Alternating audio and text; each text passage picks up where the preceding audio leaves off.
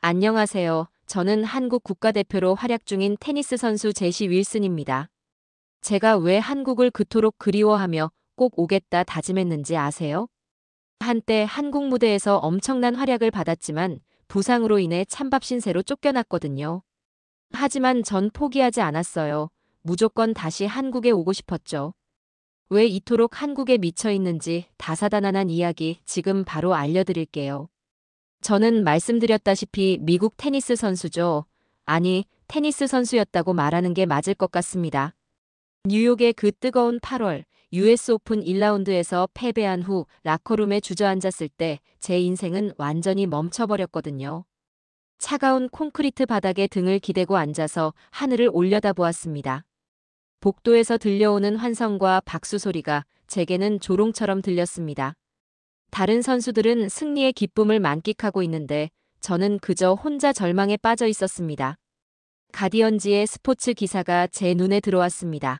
차세대 기대주였지만 이제는 끝났다라는 차가운 평가가 활자로 박혀 있었습니다.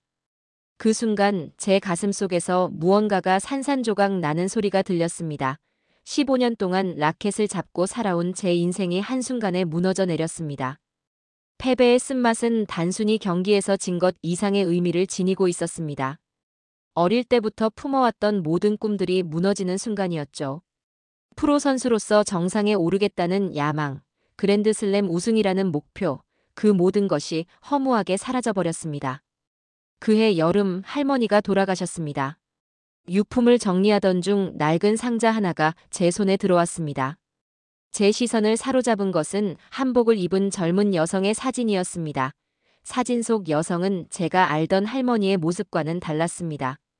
한국 전통 의상을 입고 있는 그분은 어딘지 모르게 고고하면서도 슬픈 표정을 지니고 있었습니다. 사진 뒷면에는 희미하게 한글로 쓰여진 글씨가 있었지만 제가 읽을 수는 없었습니다. 그때 문득 어린 시절의 기억이 되살아났습니다. 할머니가 만들어주던 김치볶음밥의 매콤한 냄새, 2002년 월드컵을 함께 보며 대한민국을 외치던 할머니의 모습이 선명하게 떠올랐습니다. 그때 할머니는 제게 이렇게 말씀하셨습니다. 제시야, 내 뿌리를 부끄러워하지 마라. 한국은 강한 나라란다. 그 말씀이 지금에야 제 가슴 깊숙이 박혀들었습니다. 저는 그동안 제 혈통의 절반을 차지하는 한국에 대해 제대로 알지 못했습니다. 미국에서 태어나고 자란 저에게 한국은 단지 할머니의 고향 정도로만 여겨졌던 것이죠. 할머니의 유품을 바라보며 처음으로 제 뿌리에 대한 막연한 그리움이 생겨났습니다. 테니스로 무너진 제 인생에 새로운 방향이 필요했고 그 실마리가 바로 여기에 있었습니다. 할머니가 그토록 그리워했던 조국에 대해 알아가는 것이 제게는 자신을 찾는 새로운 출발점이 될 수 있을 것 같았습니다. 그날 밤 저는 컴퓨터 앞에 앉아 검색창에 한국이라는 단어를 입력했습니다. 그날 밤부터 저는 한국에 대해 본격적으로 알아보기 시작했습니다. 검색창에 한국이라는 단어를 입력하는 순간 제 앞에 펼쳐진 세상은 상상했던 것보다 훨씬 놀라웠습니다. 할머니가 그리워했던 그 나라는 더 이상 전쟁의 폐허가 아니었습니다. KTX라는 고속열차가 시속 300km로 달리는 영상을 보며 입이 다물어지지 않았습니다. 서울 지하철 노선도는 마치 거대한 거미줄처럼 도시 전체를 연결하고 있었고 모든 것이 정확한 시간표에 따라 움직이고 있었습니다. 스마트폰 하나로 지하철표를 사고 택시를 부르고 음식을 주문하는 모습은 제가 알던 어떤 나라보다도 앞서 있었습니다. 특히 제 눈길을 사로잡은 것은 스포츠 분석 시스템이었습니다.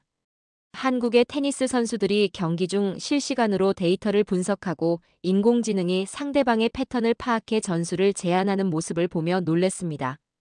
이런 첨단 기술이 스포츠와 결합된 나라라니 할머니가 말씀하셨던 강한 나라의 의미를 비로소 이해할 수 있었습니다.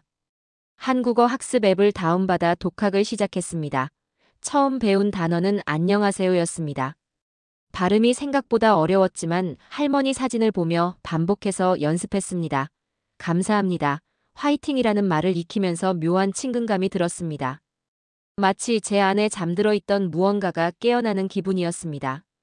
매일 밤 혼자서 발음 연습을 하는 제 모습이 우스꽝스럽게 느껴지기도 했습니다. 하지만 한 글자 한 글자 익혀갈 때마다 할머니와 더 가까워지는 느낌이었습니다. 어설픈 한국어로 댓글을 달아보기도 했습니다.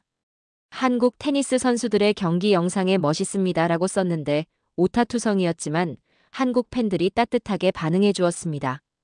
그들의 격려와 응원이 제 마음에 깊은 울림을 주었습니다.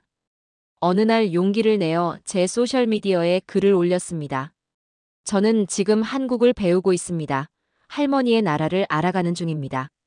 짧은 글이었지만 제 진심이 담겨 있었습니다. 그런데 놀랍게도 낯선 한국 팬이 댓글을 달았습니다. 우리는 당신을 기억합니다. 당신의 서브는 아직도 강렬했어요. 그 한 줄의 댓글이 제 가슴을 뜨겁게 만들었습니다. 제가 패배한 선수라고 생각했는데 누군가는 저를 기억하고 있었습니다. 더욱 놀라운 것은 제 경기를 지켜본 한국 팬이 있었다는 사실이었습니다. 지구 반대편에서 저를 응원해준 사람들이 있었던 것입니다. 그날 밤 저는 한국어 공부에 더욱 매진했습니다.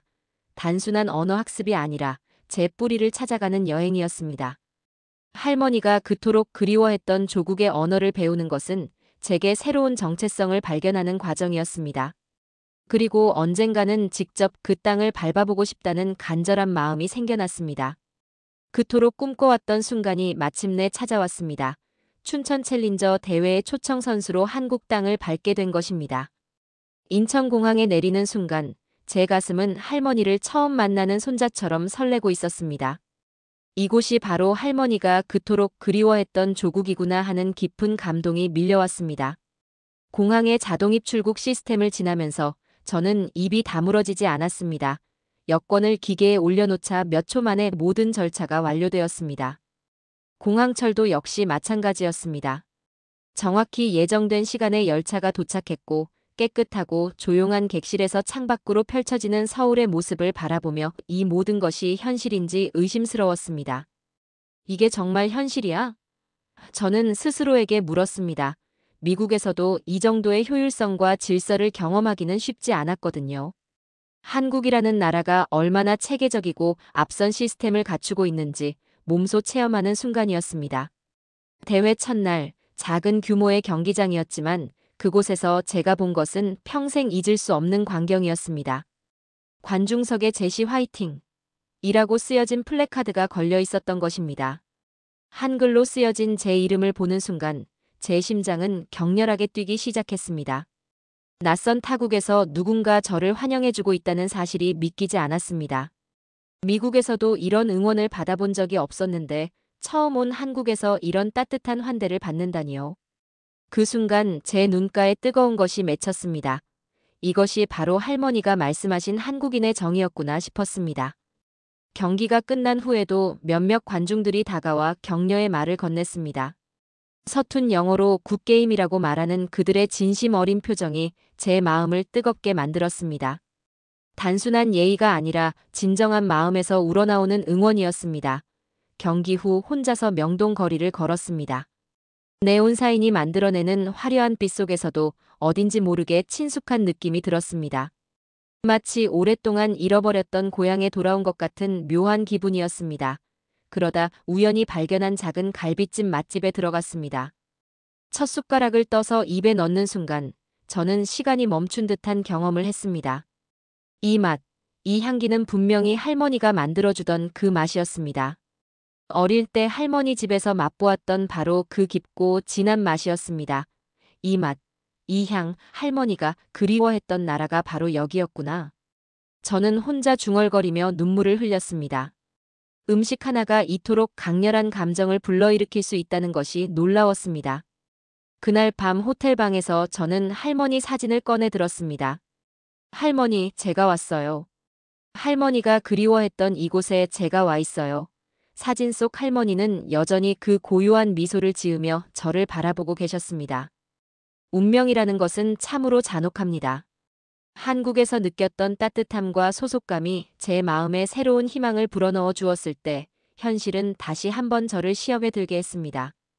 4강 진출을 눈앞에 두고 제 오른손 손목에 날카로운 통증이 찾아온 것입니다. 의사의 진단은 차가운 현실 그 자체였습니다. 지금 무리하면 커리어 전체가 위험합니다. 그 말은 제게 또 다른 절망의 문턱으로 내몰았습니다. 한국에서 찾은 새로운 가능성, 할머니의 나라에서 느꼈던 깊은 연결감이 다시 한번 물거품이 될 수도 있는 순간이었습니다. 라커룸에 홀로 앉아 테이핑을 감은 손목을 바라보며 깊은 고민에 빠졌습니다. 테니스 선수로서의 제 인생이 이렇게 끝나는 것일까요? 한국에서 느꼈던 그 모든 감동과 깨달음이 무의미해지는 것일까요? 기권이라는 두 글자가 제 머릿속을 맴돌며 무거운 그림자를 드리웠습니다. 이 순간의 고민은 단순히 한 경기의 승부를 넘어서는 깊은 의미를 지니고 있었습니다. 제가 포기한다면 한국에서 만났던 사람들의 따뜻한 마음도, 할머니가 품었던 조국에 대한 그리움도 모두 헛된 것이 되어버릴 것 같았습니다. 그때 한 통의 편지가 제게 전해졌습니다. 손글씨로 정성스럽게 쓰여진 그 편지는 60살쯤 되어 보이는 한국 할아버지가 보낸 것이었습니다. 편지 속 문장 하나하나가 제 가슴 깊숙이 스며들었습니다. 우리 손자도 테니스를 합니다. 당신을 보며 꿈을 키워가고 있어요. 그 순간 제 눈가에 뜨거운 것이 맺혔습니다.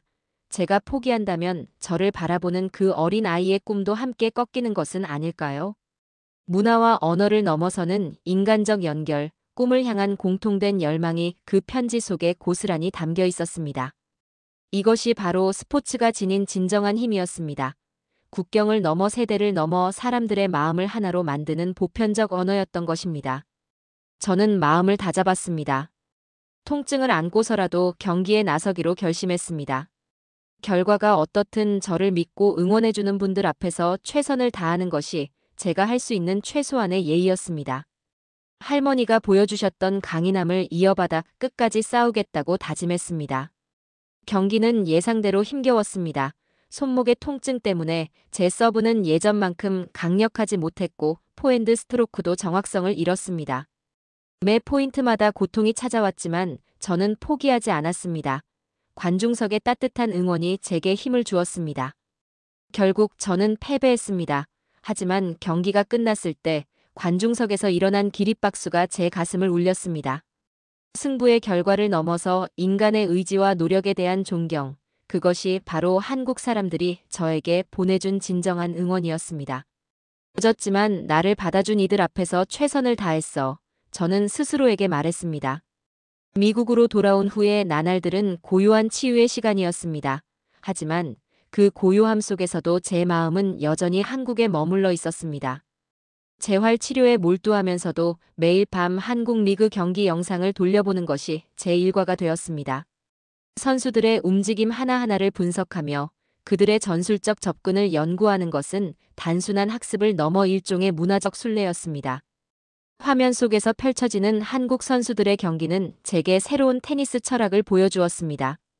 각 포인트를 따내기 위한 치밀한 전략, 상대방을 존중하면서도 승부에 임하는 품격 있는 자세가 제게는 새로운 깨달음이었습니다. 물리치료실에서 반복되는 단조로운 운동들도 이제는 다른 의미로 다가왔습니다. 단순히 부상을 회복하는 것이 아니라 한국에서 배운 인내와 끈기의 정신을 체화하는 과정이었습니다. 어느 날 저녁 컴퓨터 화면 앞에서 영상을 보고 있을 때 갑작스럽게 영상통화 알림이 울렸습니다. 화면에 나타난 것은 지민이라는 이름의 한국 팬이었습니다. 춘천에서 제 경기를 지켜봤다며 연락을 해온 그분은 제가 예상했던 것보다 훨씬 따뜻하고 진심 어린 마음을 가진 분이었습니다. 한국은 당신을 잊지 않았어요. 지민의 그 한마디가 제 가슴에 깊은 울림을 남겼습니다. 패배한 외국 선수를 기억하고 응원해주는 마음, 그것은 단순한 동정이나 예의가 아니었습니다. 진정한 스포츠 정신에 바탕한 인간적 연대감이었습니다. 그 순간 저는 깨달았습니다. 제가 한국에서 느꼈던 소속감과 연결감이 일방적인 착각이 아니었다는 것을요. 영상통화를 통해 지민과 나눈 대화는 제게 다시 일어설 힘을 주었습니다. 문화와 언어의 장벽을 넘어서는 진정한 소통이 무엇인지, 스포츠가 지닌 보편적 언어의 힘이 얼마나 강력한지를 새삼 느꼈습니다. 그날 밤 저는 단순히 재활을 완료하는 것을 넘어서 반드시 한국 땅에서 다시 경기를 하겠다는 강한 의지를 다졌습니다. 재활 과정은 때로는 견디기 힘들 정도로 고단했습니다. 하지만 매번 포기하고 싶은 순간이 올 때마다 지민의 말과 춘천에서 받았던 응원이 제게 힘을 주었습니다. 손목 재활 운동을 반복할 때마다 한국 팬들의 기립박수가 귓가에 들려왔고 체력 훈련을 할 때마다 제시 화이팅 플래카드가 눈앞에 떠올랐습니다. 드디어 재활이 완료되었을 때 저는 망설임 없이 아시아 테니스 드래프트에 제 이름을 올렸습니다. 이번엔 반드시 돌아간다. 이것은 단순한 다짐이 아니었습니다. 할머니의 유산을 이어받고 한국에서 만난 사람들과의 약속을 지키기 위한 숙명적 결단이었습니다. 운명이라는 것은 때로는 우리가 가장 절실히 원할 때 가장 완벽한 형태로 찾아옵니다. 부산 오픈 와일드카드 획득 소식을 들었을 때 저는 그 순간이 단순한 기회가 아니라 할머니와 저, 그리고 한국이라는 땅 사이에 놓인 보이지 않는 다리가 마침내 완성되는 순간임을 직감했습니다. 인천공항에 다시 발을 딛는 순간 제 마음속에서는 깊은 감정의 파도가 일었습니다. 할머니, 저 왔어요. 이번에는 단순한 방문이 아니었습니다. 이번에는 진정한 귀향이었습니다. 미국에서 태어난 제시 윌슨과 한국의 혈통을 이어받은 또 다른 자아가 마침내 조화를 이루는 순간이었습니다. 부산의 바닷바람은 할머니가 그리워했던 고향의 향기를 품고 있었습니다. 경기장에 도착했을 때 저는 이번 대회가 단순한 테니스 경기가 아니라 문화적 정체성을 확인하는 통과 의례임을 깨달았습니다. 8강전에서 만나게 된 상대는 한국 랭킹 1위 선수였습니다. 아이러니하게도 제가 진정한 한국인임을 증명하기 위해서는 한국 최고의 선수를 상대해야 했습니다. 그 선수의 플레이 스타일은 제가 지금까지 경험했던 어떤 테니스보다도 정교하고 치밀했습니다. 각 샷에는 오랜 전통과 철학이 담겨 있었고 경기 운영에는 동양적 지혜가 배어 있었습니다. 저는 그를 상대하면서 진정한 한국적 테니스가 무엇인지 깨달을 수 있었습니다. 경기는 치열했습니다.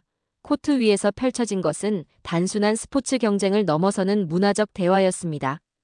각 랠리마다 저는 한국적 테니스 철학과 미국적 파워게임 사이에서 새로운 합성을 시도했습니다. 상대방의 정교한 기술에 대응하면서도 제 고유의 스타일을 잃지 않으려 노력했습니다.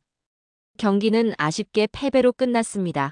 하지만 마지막 포인트가 끝나는 순간 관중석에서 일어난 광경은 제 인생에서 가장 감동적인 순간 중 하나였습니다. 기립박수와 함께 들려온 외침이 제 가슴을 뜨겁게 만들었습니다. 당신도 우리 선수예요. 그 한마디에는 국적을 넘어서는 진정한 소속감의 의미가 담겨 있었습니다.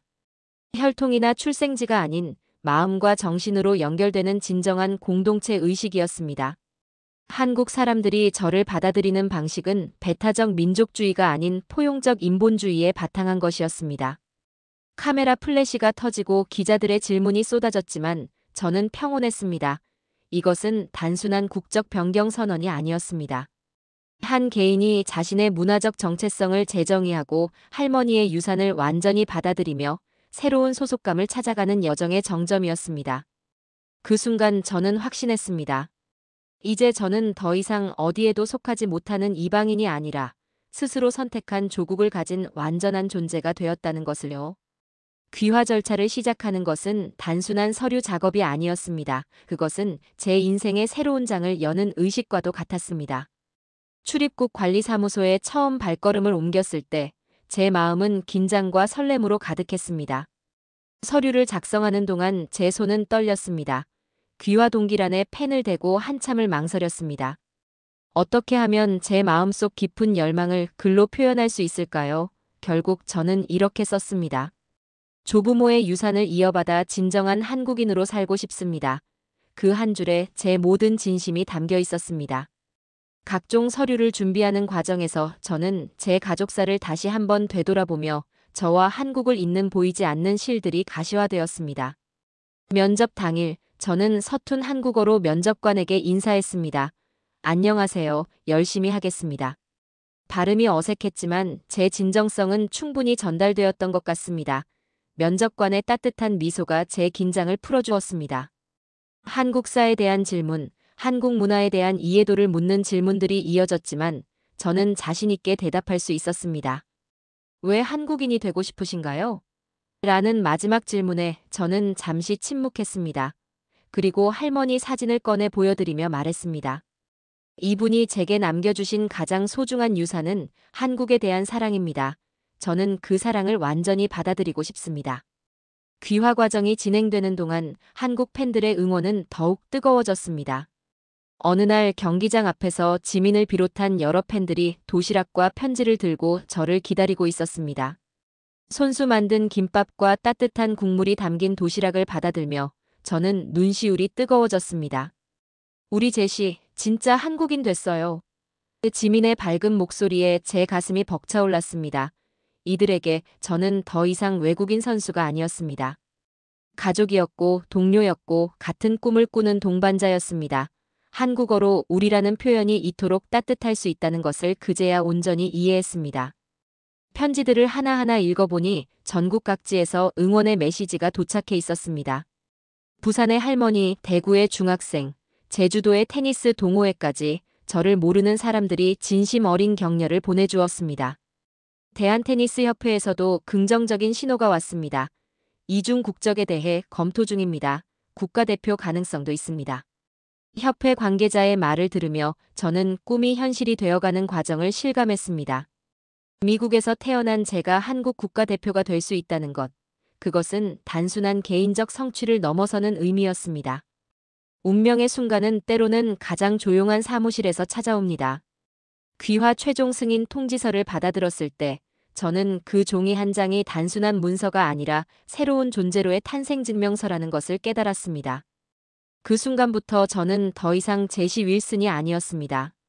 저는 제시 김이었습니다. 기자회견장에 들어서는 순간 수많은 카메라 플래시가 터지며 새로운 역사의 순간을 기록하고 있었습니다.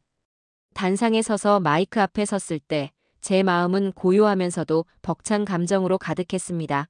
이제 제 이름은 제시 김입니다. 그 선언은 단순한 이름 변경이 아니었습니다. 한 개인이 자신의 문화적 정체성을 완전히 재정의하는 역사적 순간이었습니다. 기자들의 질문이 쏟아졌지만 저는 오직 한 가지만 생각하고 있었습니다. 할머니께서 평생 품어오신 조국에 대한 그리움이 마침내 손자를 통해 완성되었다는 것이었습니다. 이것은 개인적 성취를 넘어서는 세대 간의 약속이 이루어지는 순간이었습니다. 마지막 경기가 다가왔습니다. 결승전 상대는 이번 대회 최고의 강적이었지만 저는 그 어느 때보다 평온했습니다. 코트에 들어서며 관중석을 바라보니 지민을 비롯한 수많은 팬들이 태극기를 들고 저를 응원하고 있었습니다. 그 순간 저는 깨달았습니다. 제가 이기는 것이 중요한 것이 아니라 이미 가장 소중한 것을 얻었다는 것을요. 웜업을 마치고 경기가 시작되었습니다. 첫 서브를 넣는 순간 저는 제 안에서 미국과 한국이 하나가 되는 것을 느꼈습니다. 이것은 더 이상 국가 대 국가의 경기가 아니었습니다. 두 문화가 조화를 이루어 새로운 가능성을 만들어내는 예술적 창조의 순간이었습니다. 경기는 치열했습니다. 각 포인트마다 제 안에서는 두 문화의 정수가 융합되어 새로운 에너지를 만들어냈습니다.